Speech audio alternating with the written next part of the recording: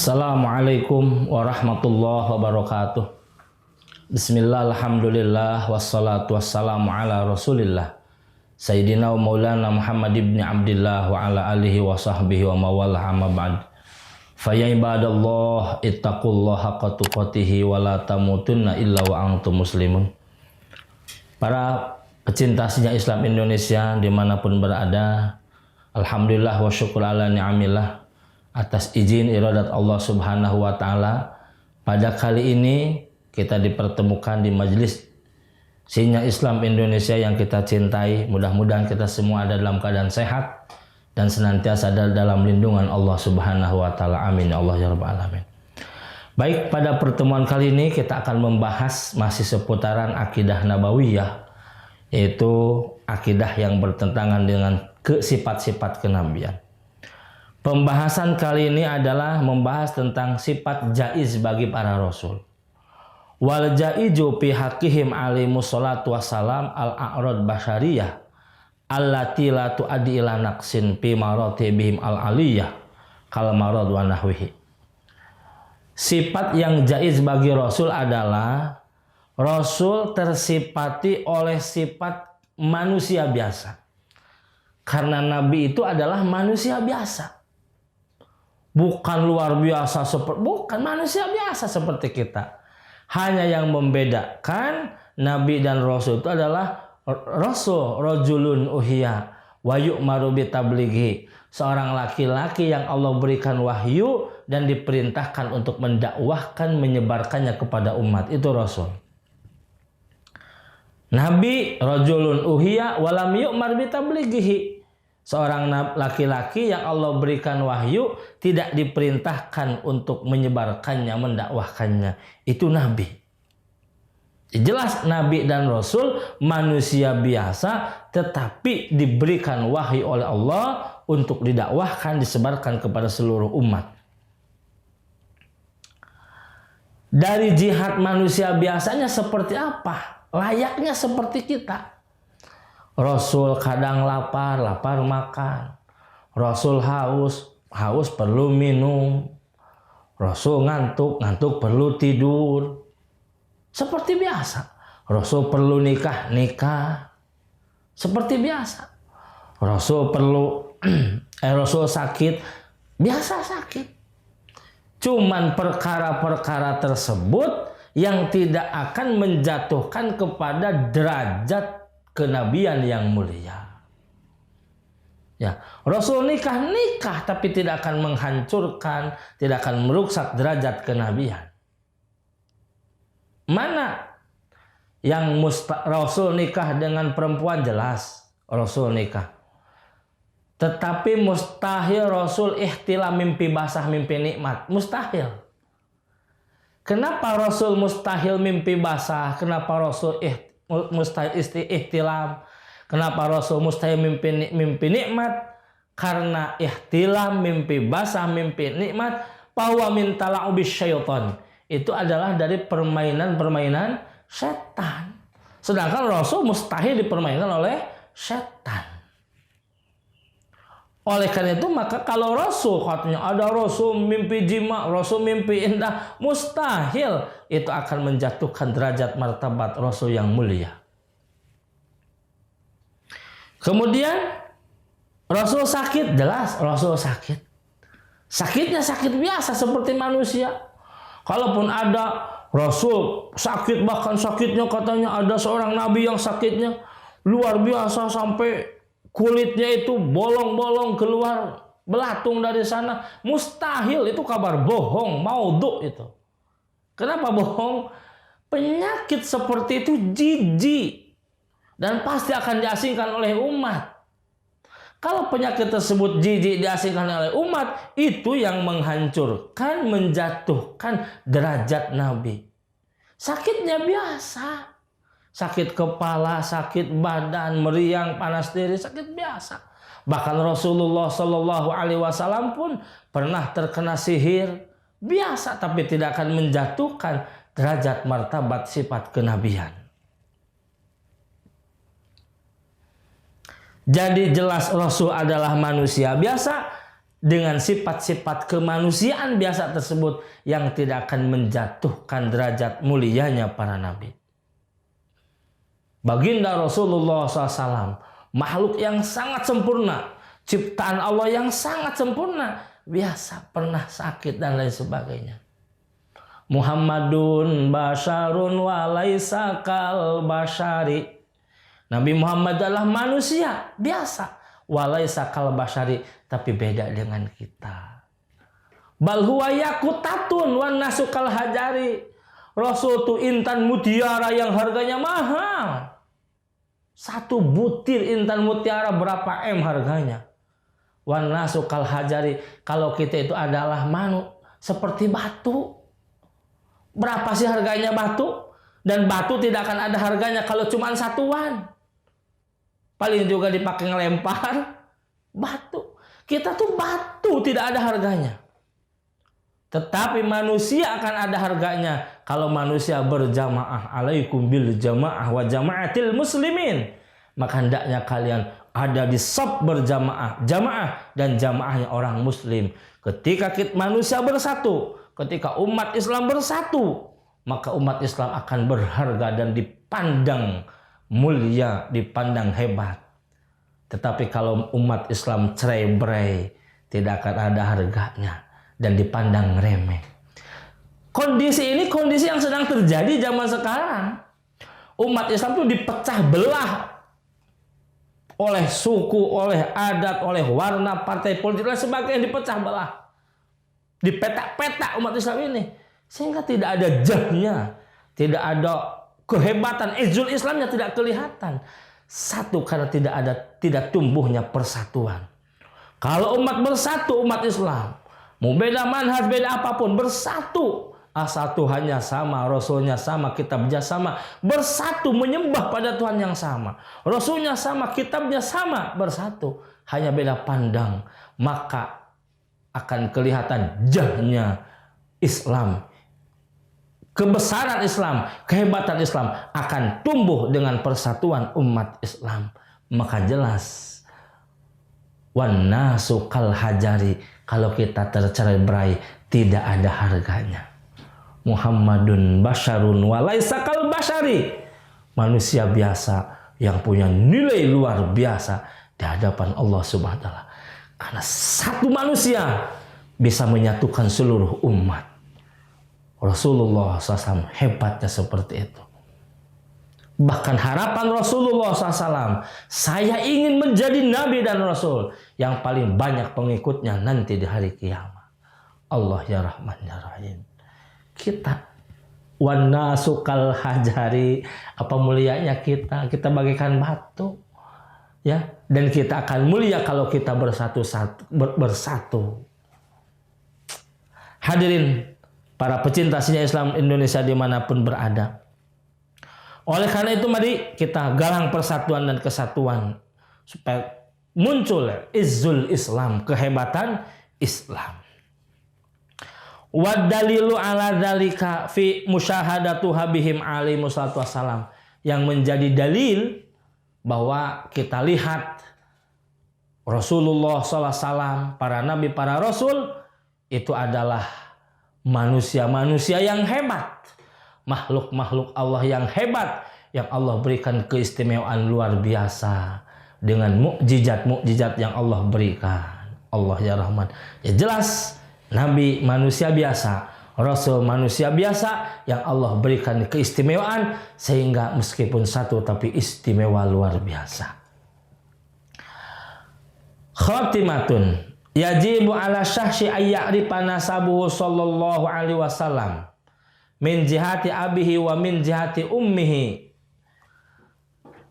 Wajib kepada kita sebagai umat Rasulullah sallallahu alaihi wasallam mengetahui nasab daripada baginda Rasulullah sallallahu alaihi wasallam.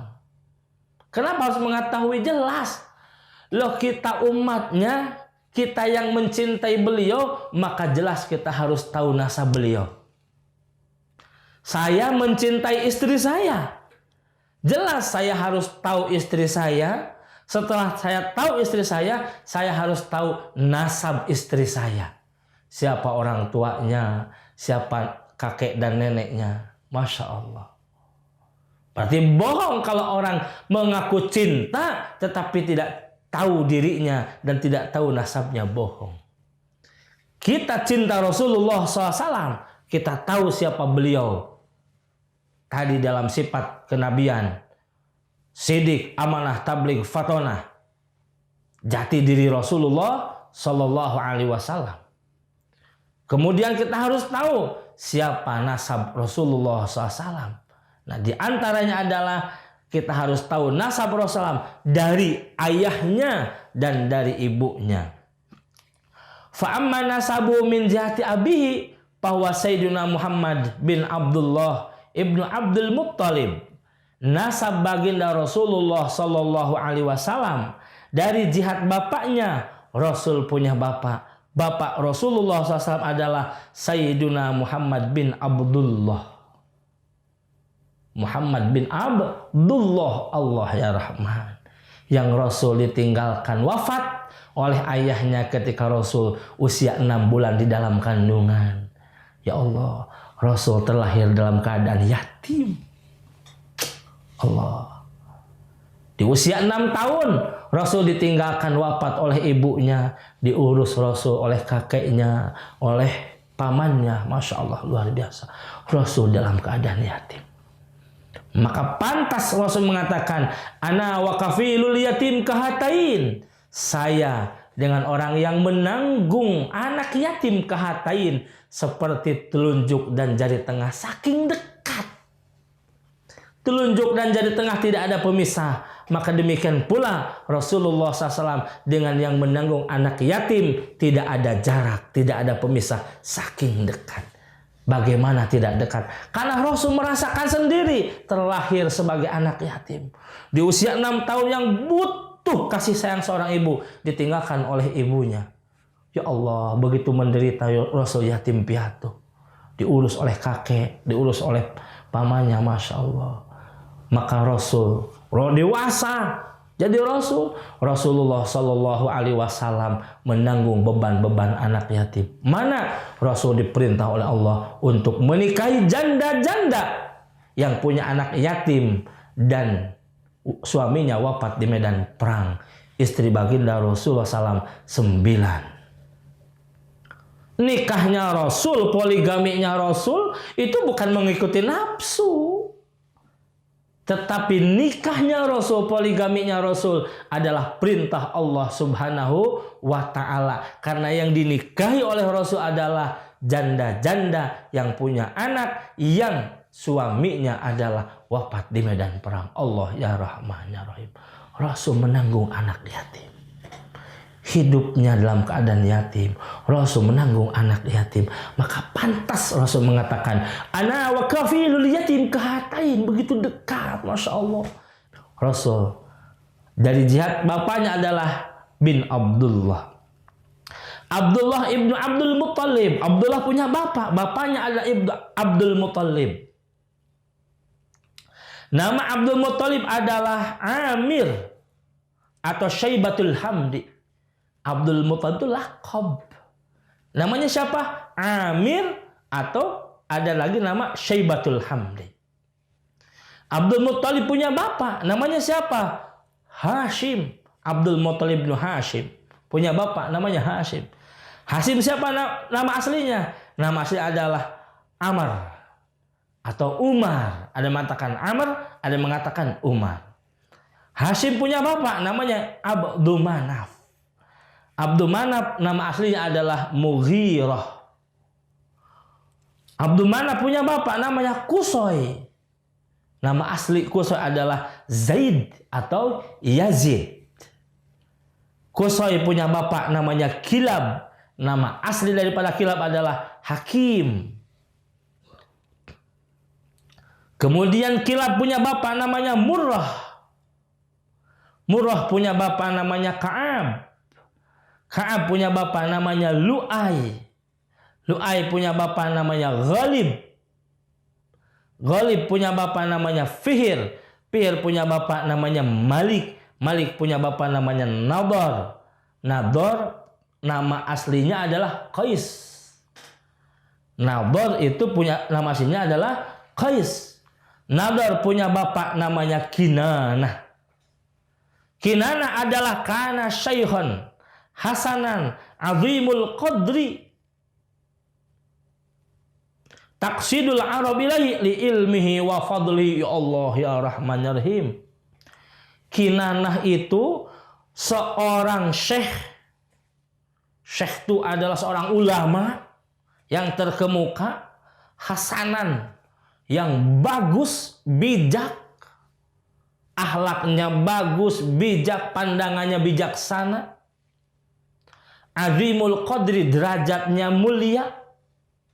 Bahkan dia seorang ulama, pandangannya bagus, bijak, derajatnya mulia, taksidul Arab ilaih. Orang Arab berbondong-bondong kepadanya meminta fatwa. Orang Arab berbondong kepadanya untuk meminta doa. Masya Allah. Li ilmihi wa fadlihi, karena keilmuannya dan keutamaannya. Jadi luar biasa nih Kinanah, yang seorang orang ulama yang besar pada zamannya. Kinanah punya bapak namanya Huzaimah. Huzaimah punya bapak namanya Mudrikah. Mudrikah nama aslinya adalah Amr. Mudrikah nama aslinya Amr wa kana fihi nurun nabi zahiran.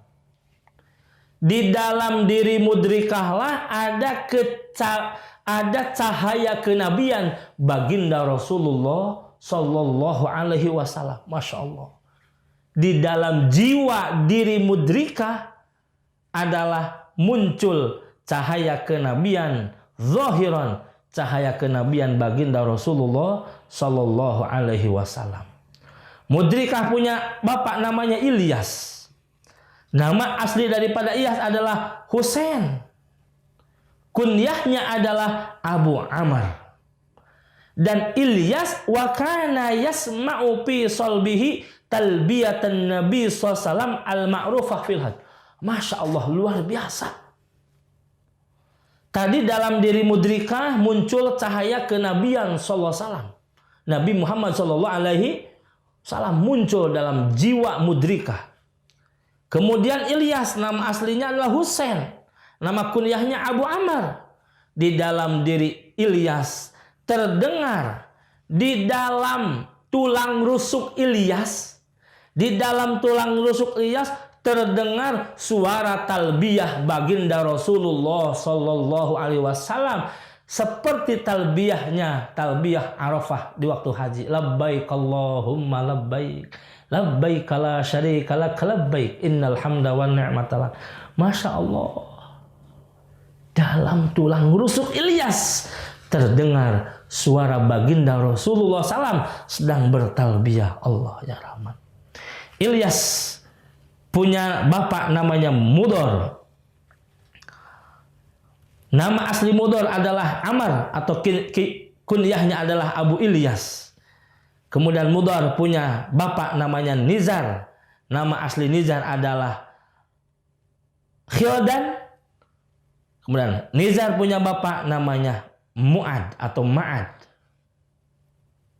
Ma'ad ini adalah hidup semasa Raja Bukhtunsor. Jadi Ma'ad ini hidupnya di waktu kerajaan Bukhtunsor. Ya. Kemudian Ma'ad ini pernah dibawa oleh Armia. Amarallah Armia ayyahmilu alal buraq. Allah memerintahkan Armia untuk membawa Mu'ad memakai buruk.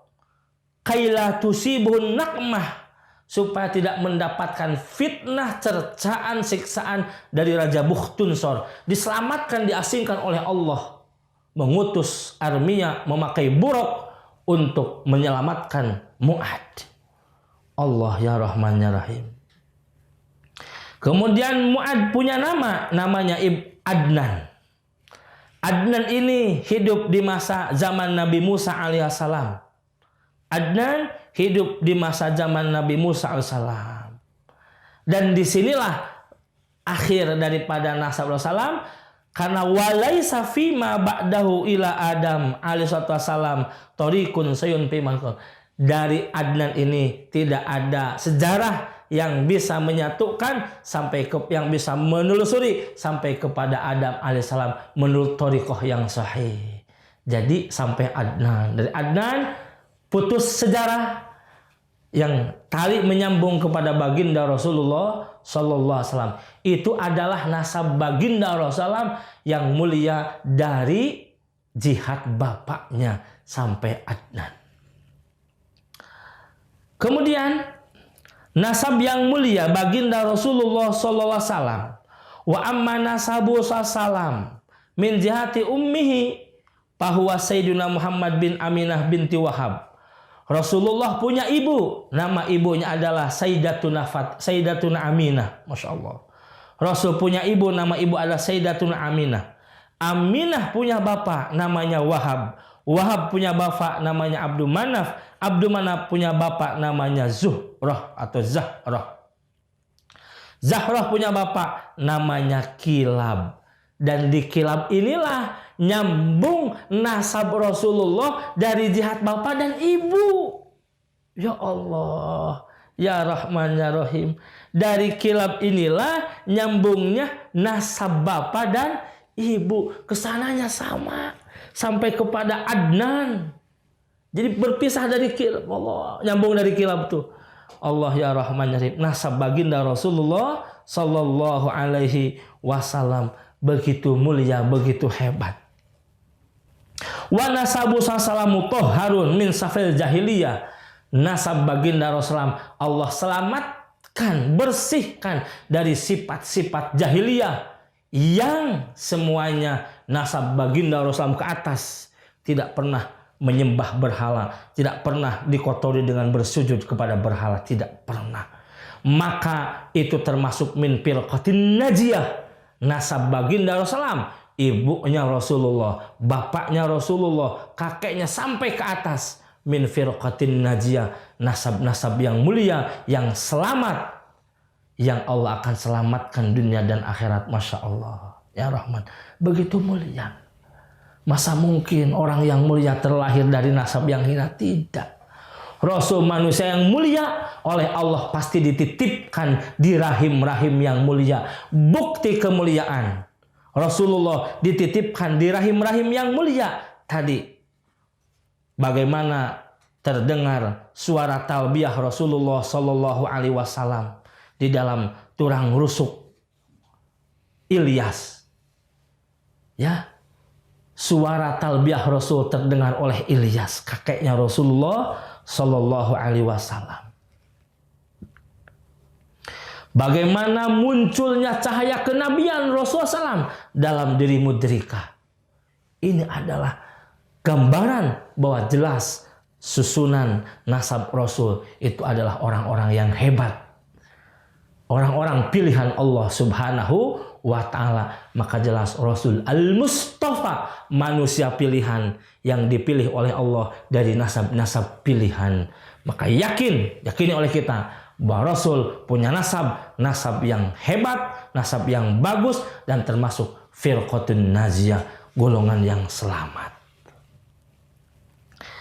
Para pecinta sinyal Islam Indonesia dimanapun berada, oleh karena itu maka jelas kenapa kita harus mengetahui nasab baginda Rasulullah SAW sebagai bukti cinta kita kepada baginda Rasulullah Sallallahu Alaihi Wasallam. Peribahasa mengatakan tak kenal makanya tak sayang. Oleh karena itu maka mari kita kenali siapa Rasulullah, siapa nasabnya. Begitu kita kenal, timbul rasa cinta yang kuat kepada baginda Rasulullah SAW. Dengan kecintaan itulah yang akan menyelamatkan dunia dan akhirat kita. Amin ya Allah ya Rabbal Alamin. Demikian yang dapat saya sampaikan. Mudah-mudahan ada hikmahnya, jadi ilmu yang bermanfaat bagi kita, dan mudah-mudahan kita ditumbuhkan oleh Allah rasa cinta kita kepada baginda Rasulullah yang begitu kuat, dan menjadi umat Rasulullah yang membela dan mengikuti perjuangannya. Bila bisa bilhaq. Assalamualaikum warahmatullahi wabarakatuh.